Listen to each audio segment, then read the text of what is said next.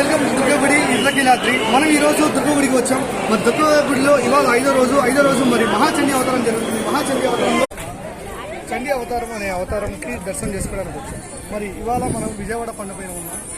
ఎప్పుడు కూడా మనం భవానీపురం నుంచే రావడం జరుగుతుంది. వినాయకుడి నుంచి అవతారం ఉంటుంది, భవానీపురం నుంచి అవతారం ఉంటుంది. సో ఇవాళ భవానీపురం మరి ఇక్కడ మన యూట్యూబర్ ప్రముఖ మహాలక్ష్మి గారు ఉన్నారు. మరి మహాలక్ష్మి గారిని కనుక్కున్నాం ఇవాళ దర్శనం ఎలా జరిగిందో.